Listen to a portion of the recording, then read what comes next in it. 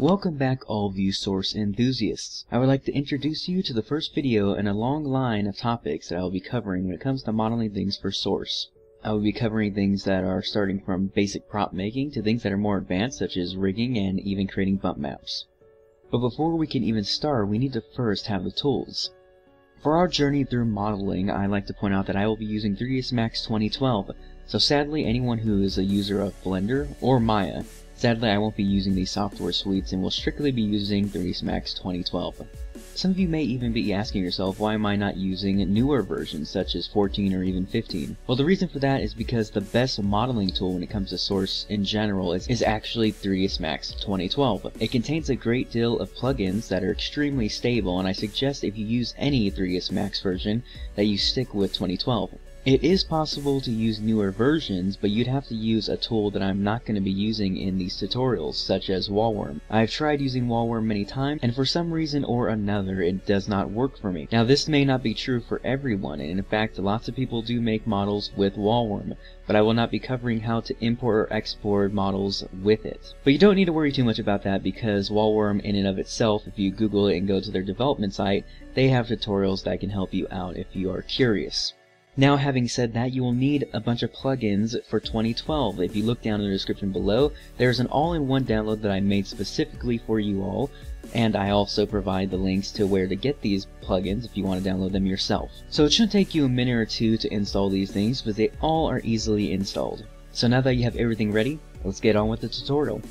Alright guys, so we can actually start with making our basic prop, but before we do that we need to learn how to organize. Organization is actually important for anything in life really. Whether you want to be an animator down the road, if you are an animator now, or you just want to learn how to model, or pretty much anything really, it's good to have everything in easily accessible places. It allows for a quicker and more smooth workflow, which I can assure you later on when you're making something more advanced, you'll be thanking me.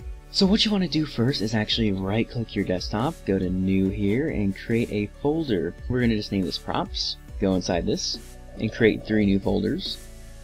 First is Materials, the next one is Models, and the last one is Source. Go inside your Materials folder and create another one named Models. Go inside this new folder and create one more, and this is going to be basically the name of your prop. I'm just going to be naming it Ball. So that's pretty much it for the organizational side, and as you can tell, the model we're going to be making is a basic prop, and it is going to be a ball. Now, what you can do is you can actually go on Google and search ball textures if you want. But since this is going to be a really basic ball, I'm actually just going to create my own texture, and it actually isn't going to be that hard. So ideally you want to open up an image editing software suite of some sort. I'm going to be using Photoshop for this demonstration. Alright, so now that we're actually in Photoshop, I'm going to click New right here, and go with a simple 256 by 256. This is actually a standard for Valve and is one of the most lowest end resolutions you can actually get. But you also need to keep in mind that the higher the resolution, the better it may look. But when it comes to basic props or models, depending on actually what you're making, it should be efficient, I guess is the word I'm looking for. Because if you're actually making a ball that's a singular color, making it, 4K or even 1000 or 1080p really is extremely unnecessary. You would want to make it 256 by 256 because it's known as a repeating pattern. It's basically a texture that's going to be all over the model and really has no defining traits to it. So making it too complex or even too big in the resolution area is a little bit redundant. If you're making a poster per se, then obviously you want the actual image to be as high quality as possible, but you probably don't want the pattern of, like, maybe if it's wood or something, bordering it, you want that to be a smaller resolution because it's a repeating pattern. So I thought I'd throw that out there real quick.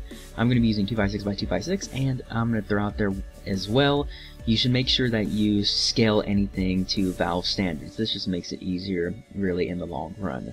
So I'm just going to, take the first color I have, just, draw it all here, basically. I like to point out, if you're getting your textures from Google, then you actually need to follow the technique that I'm going to be doing right now. basically you just import it into Photoshop as you would normally if you were going to edit it, but rather than edit it, you actually just want to, I'm already done with this one, just for anyone that's wondering, you know, I just painted all here. But anyways, you want to go to your file here, go Save As, and give it a name. And I need to stress this is a common newbie mistake. The name that you're going to be giving this file right now is the name you need to use in Source. Absolutely have to use it in Source, because we're going to be basically baking the name into the model. And if you try to use a different name or something like that, it will confuse basically Source, and it will not apply the material correctly. So either make it a complex name, a simple name.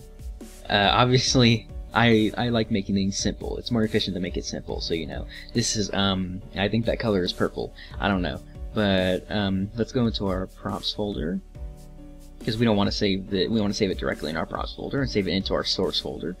And I'm just going to name it, you know, purple.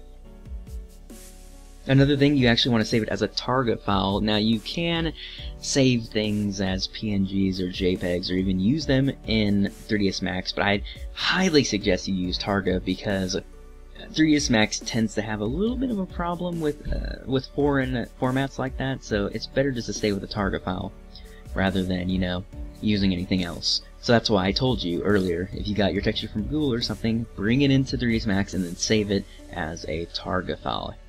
So I'm just going to save this in Source, save it as a 32-bit pixel, and press OK there. So all I need to do is close this out and just do a real quick check to see if it's here. And yeah, there it is. So basically, we're done gathering our materials, essentially, so we can actually go straight into 3ds Max, and I'll show you guys how to make this prop in no time. Alright, so we have 3ds Max up and running. I thought, you know, basically this is a starting tutorial, so maybe you guys don't know how to use 3ds Max. And I'd like to point out, first of all, when you open up any 3D software suite, it is going to look intimidating, but I can assure you, whether you're using Blender or Maya or 3ds Max, it looks complex, but it actually isn't. As soon as you know, get used to it, you know, maybe watch some other outside tutorials on other things, you'll actually get a hang of it real quick. So, because it's the beginning tutorial, I'm just going to give you a really brief navigation, how to move things around, stuff like that. So, basically, you start with 4 panels like this. I am actually going to maximize this by clicking this little button over here, which maximizes the current viewport, which is the one you're selected on. I am going to pan around like this, or this is actually known as orbiting. You basically hold your Alt key and the middle mouse, and you start panning like that. If you just hold your middle mouse in, you pan around. You scroll it in and out, move in and out, and that's pretty much all the movement-based ones I use, at least. And then, of course, you know, selecting is your left click as normal. I know, and I used Blender a little bit. It's actually your right click in Blender, but a little bit confusing in Blender for me, at least. But if you right click in 3ds Max, you open this little tree here, and I'm not really going to go through everything that's here, but when I do use this, and I assure you I will use it in probably even this tutorial, I'll tell you what I'm doing. So that's actually it for the quick brief navigation. We can actually start making this prop now. So first things first, you actually want to go to your right panel over here and select the sphere tool. Remember, we're making a ball, so we don't need anything too custom and, you know, really basic. So I'm just going to left click here and then drag it out to make it pretty big. I guess, you know, about that size would be good. Now you may be thinking to yourself, how do I actually scale this in terms of source material? Well, basically, I think this would be the size of a basketball if I was to get it into Source as a model. Now, how do I know that?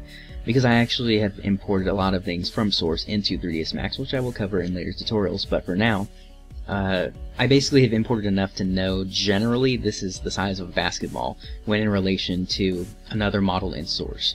If I make it really big, you know, I think that would be the size, let me just look here, that would be about the size of a pony. That would be the size of a standard Team Fortress 2 character.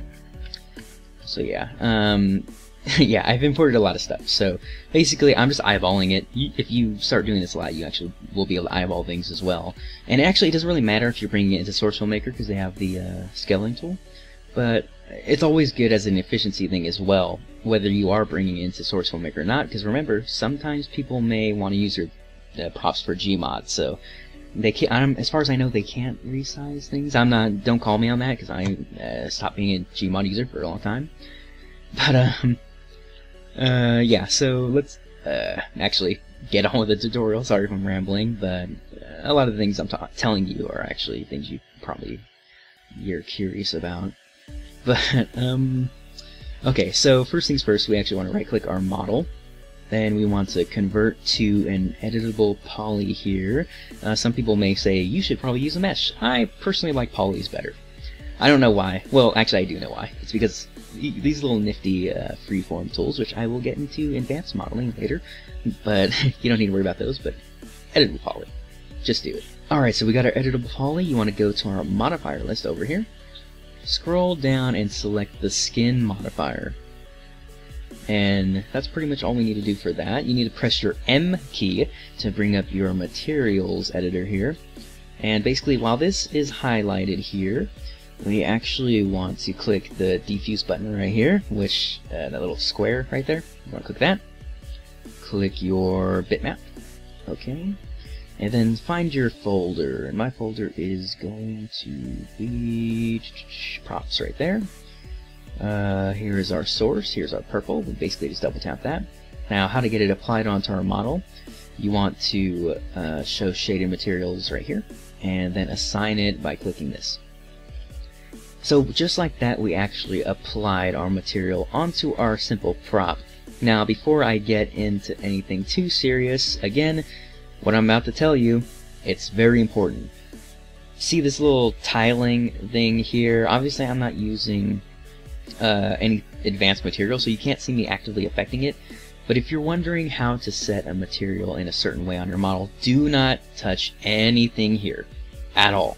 Like, leave this alone. Once you're done setting your materials, do not mess with that at all. I will tell you how to specifically assign a material coordinates on your model, but you can't do it through here. I was new. I did it as well. I tried to do it over here. It doesn't work like that. I'll tell you how to do that later. That's actually gonna be a separate video, basically more advanced techniques. But right now, I just wanted to throw that out there for any beginners. Don't do that. So, just close out of it. We're actually good here. Our model is looking pretty nice, but we are not done yet. We want to get a top view right here. You can click this if you want. Then we want to switch our perspective to orthographic. I suggest when you're doing any advanced modeling, you never do it in perspective. In fact, I don't even suggest it. It's not even a suggestion. Just if you've done it for a long time, perspective will really throw you off. Do not use perspective unless you're like actively viewing it, If it's a basic prop, it's alright using perspective, but if you're making something really advanced and you need accuracy, perspective will really screw things up. So, if you want to view your model once you're done making it, of course use perspective, but I thought I'd throw that out there. For the love of God, stay in orthographic. It's amazing. It's probably one of the greatest tools you can learn in 3ds Max. But, so you want to switch your realistic here to wireframe, and we're going to create a bone here, and bones are very easy to make, honestly. You just click animation right here, and click the little bone tools here. Once you're done doing that, you want to activate create bones right here, then left click once, and it'll create a bone here. Basically, if you move it around, it'll allow you to scale it. So I'm just going to pull it a little bit over here. It really doesn't matter how you scale it. I can make it like that if I wanted to, but I'm just gonna pull it out to here and left click one more time. It'll create another bone, and you don't want this, so just right click and it'll snap the bone off basically there as an end segment, and press your delete key because you don't want that, because you just want a single bone for this prop. Now untick the create bones, make sure that's important as well, and exit out your bone tools. Select your bone, and we're going to rename it. I'd also like to point out the name that you make this bone will also show in source, so that's basically up to you want to name it, whether you name it ball middle or root or hoof. It really depends on what you name. So I just wanted to name it something simple. It's a good identifier for what you're going to learn next. But before we actually do that, I want to select the bone here. Right click our select and move here. It'll bring up a nice little tab here, and right click these up and down arrows. And I want to center it perfectly in the world. I want to do that to the ball as well. And this is just getting it nice and lined up. So once we're done doing that, we are currently selected on the sphere, so that's good. We want to add bone here. Make sure your skin modifier is highlighted. And select the root bone we just made, and just like that, it should be set to our bone now. To assure that it actually is set to your bone, select the bone, not the model, and do a quick rotate. And as you can see, I'm moving the bone and it's moving the model with it, and that's perfect. Now, sorry, I probably forgot these keys. W is your move around key, E is the rotate key, and R is the sizing key. Now basically we just need to do one more thing. You want to select your ball and put a nice, actually we should probably get a realistic for this. You want to put a smooth modifier on this. Now, smooth modifiers, it's kind of a controversy really. Do you use a smooth modifier or a turbo smooth modifier? That really depends on what you're making. Now, smooth modifying things adds more geometry to it and makes it known as a quote-unquote high poly model, but just because it's a high poly model doesn't mean it's good. I'll teach you guys how to do high poly modeling properly in different tutorials, but just slapping on a turbo smooth onto a pony model is not a high poly model. I will throw that out there right now. I don't care who you are. That's not how you make a high poly model. High poly modeling is actually, it's very meticulous, but it's easy to do as well. So, if you throw a smooth modifier, it's a pretty simple way to get it really smooth really fast, but it also jacks up the resource cost. That's probably not a big thing for SourceFilmmaker, but generally for game, you have to think of it as a game asset, not only as a prop, because it's essentially, you know, how you make it. You can either make it, oh, it works, but does it work well? You know, the models I make work for Gmod, and well, most of my models work for pretty much everything, but that's because I allow the resource use to be minimum as possible. So, turbo smooth, really up to you. I'm probably not going to use a turbo smooth, but if you use a smooth modifier of any kind, I definitely have to tell you this, because this is another problem that'll come up. I'll just use the auto smooth function. I really don't want to sit here and tick things for you guys, but that's gonna be good enough probably for Source. Then again, the lighting issue might happen. But anyways, sorry, I'm just talking to myself a bit. This is important. If you use turbo smooth or any kind of smoothing thing, really, you need to move it underneath the skin. For some reason, when you're exporting the SMD, it will glitch out when you're trying to, you know, compile the QC file. I don't know why this happens, but it does happen. So just move your smooth modifiers underneath the skin, and you should be golden. So congratulations, for all intensive purposes, we are actually done with this prop. You know, that's it. That's all we had to do for this prop. Now all we need to do really is select both of the bone and the model here. Click up here, go to Export Selected, and go to our folder again. Remember, this is all for organizational sake. Scroll down, open up our save type here, and we'll pick the source SMD version. This one is by Wonderboy, I think, and this one is by Cannon Fodder. Now, sometimes you might be asking yourself, why do we even have two SMD importers and exporters? Good question. That's because sometimes one may not work over the other, and it's good just to have variety. So I'm just going to pick this one, and we need to name this something, so I'm just going to name it Ball. Nothing too fancy there. And export it as a reference. And that's pretty much it. We don't need to use 3ds Max anymore, and we can actually get on to compiling this model and, you know, getting it in Source. Alright guys, so we are actually on the last stretch to getting this model into Source, but there is a few more things that we need to do, and I assure you it's just as easy as everything else in this video. So first thing we actually need to do is create a QC file. Now, being a modeler for a long time, I can assure you that there is some good things about it. The main thing is recycling QC files and material files. So that's basically what I'm going to do. I am not going to create a QC file from scratch. That's actually a time waster. I'm going to just copy paste a QC file I made, and you know, I know everything in it. You know, I probably have to scroll through it real quick to make sure it's, you know, working right, but that's a good thing about making models. So, you know, you really don't need to make everything every time. In fact, it's good to copy paste, and, you know, it doesn't affect the quality in any way, shape, or form. So I'm actually just gonna grab one from one of my props here. I think this one probably will do good. I'm just gonna copy this, rename it to ball, and basically this code here is pretty easy to edit. We just want to edit the model's name. This is what it's going to appear as in game. We're going to just call this ball underscore prop, and this is the materials. Remember, we made materials, models, and it was called ball. Now this is actually the SMB it requires, and this is going to be a body. It's just called a ball again, so we just need to put ball here and ball here, and take away mostly opaque, because this is not a opaque model. Just save that, and that's as simple as it gets, really.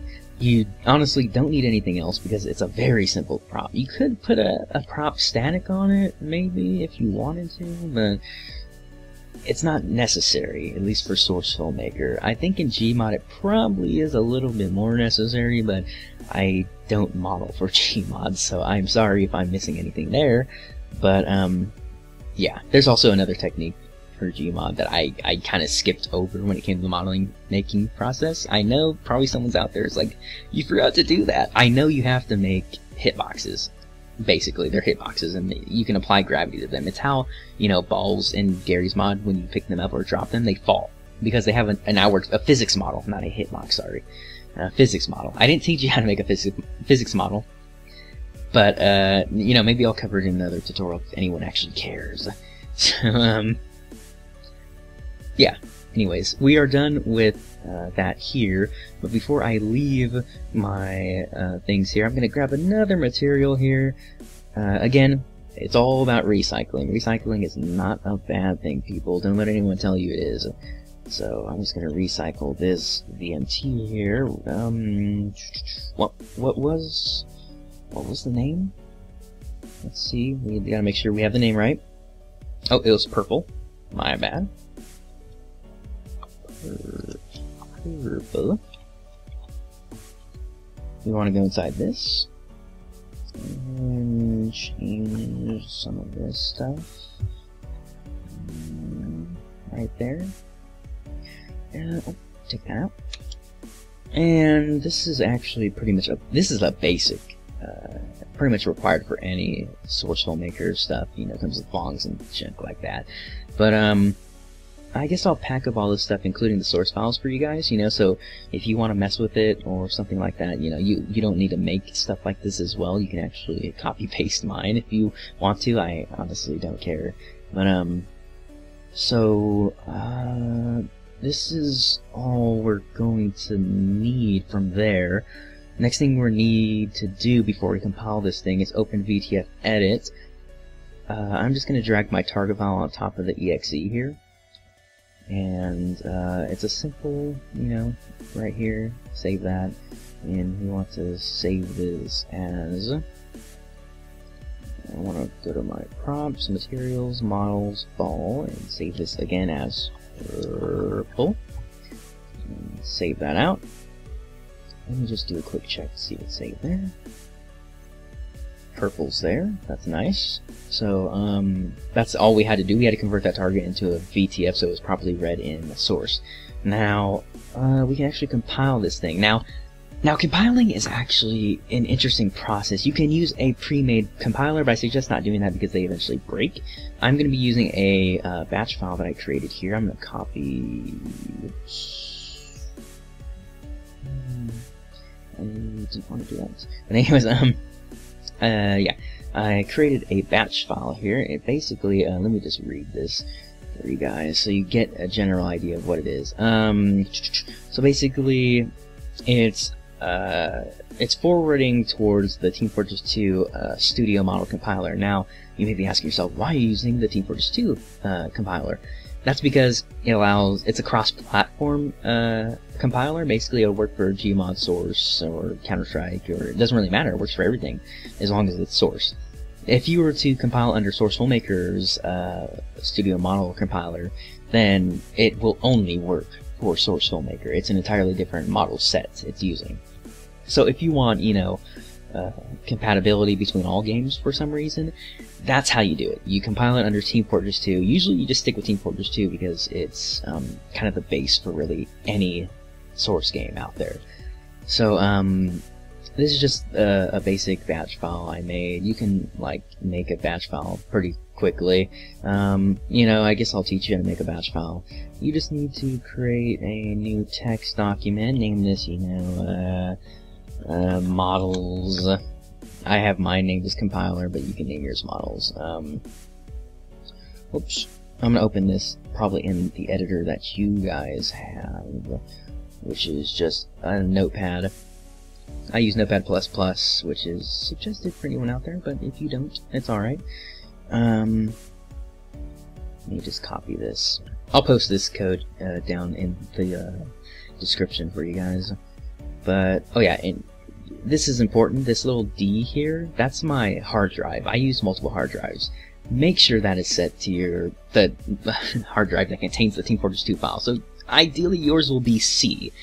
Most basic computers will be the C drive. Mine is on D, so I'd like to point that out. If you're going to use this code, make sure that you have it going to the correct directory. So all you need to do is save this as, put .bat at the end, and change the save type as all files, and then save it right there. And boom! And as you can see, it popped up with the models there. And it should ideally be good. There is one quick warning. If your batch file doesn't work for some reason, it may be because Source SDK is not either installed or working for some reason, and there is a workaround for that. You probably will have to use SourceFilmmaker's compiler, though. And that's basically, you open up SourceFilmmaker here, you launch their SDK, and put it under user mods. Actually, let me do it for you guys. Make sure I covered everything. Basically you just make sure it's set to user mods, and usually it'll compile on its own rather well. But basically all you need to do is drag your QC file here and drop it onto models. In fact, mine probably might even go there, but it's alright. And just well, it's a very simple prop, so that took literally no time. Let me see what this compiled under. Yeah, compiled under Team Fortress 2, so that's perfect. Just make sure. Okay, so your end model, this one actually kind of varies depending on what you compiled it under. If you compile it under Team Fortress 2 or even SourceFilmmaker, sometimes you'll get a new models folder on your desktop. Sometimes that'll happen. Another possibility is it'll end up already in your user mods file or your Team Fortress 2's TF model folder. So if you can't find it, it's either in one of those two directories, depending on what you compiled it under. So I'm just going to drag and drop this here, press yes, basically it's going to merge with the thing here. And this is why you notice why we have these this model and materials folder. This is basically the two things we're going to be adding to SourceFilmmaker. So this is actually all done. We just compiled that in a few seconds. I'm going to open my games folder, and I am going to drop this into my personal props here. And drop that there, and click yes. So, yeah, just like that, we got it into SourceFilmmaker. Now all we need to do is actually open up SourceFilmmaker and test this. So, I'll see you guys in SourceFilmmaker. Alright guys, so we're finally going to be seeing the fruits of our labors. We are currently on the stage map, a good place for testing pretty much anything. I'm going to be right-clicking here and picking our model, and we're going to need a ball underscore prop. There it is. All I need to do is select that little baby here, and click our bone. There's our root bone we made. Tick that right there, and push it right through there. Bring it up a little bit. And probably move our camera in a little bit more. So yeah, that's actually looking pretty nice for a simple model, right? Let me just put this over here. Give it a little lighten. Oh yeah, that is looking beautiful, and that's actually using a simple smoother as well. Simple smooth modifier rather than turbo smooth. So look at that. That's actually very nice for your first ever crop. And it was actually that easy. It definitely, probably, you know, some people about it was hard. I know a lot of people think things are hard, or they'll even tell you it's hard. And you know what? I'll say it as well. It is very hard to learn things, but it's also not hard at the same time. You know, I think people just make things too complicated, really. And that's the main reason why I made this channel, and I'm going to be making these tutorials, because everyone was saying, you know, model making is so hard, doing things is so hard, this and that, so hard. And it's not. In all honesty, it's not. And that's why I'm going to be taking you through this journey to learn everything that I know in Source, and even things that I possibly will learn in the future. So all I can really say to you guys is thank you for watching my video. So I hope you guys enjoy the information I have given you and will be giving you in the future. There's so much more I'm gonna be teaching you guys, so make sure to thumb up, comment, and subscribe, and on top of that, share this with anyone you know, because, you know, obviously getting the word out is a very great thing. It's the main reason why I make these tutorials. So, thanks for watching this tutorial. I hope to see you guys in the next video.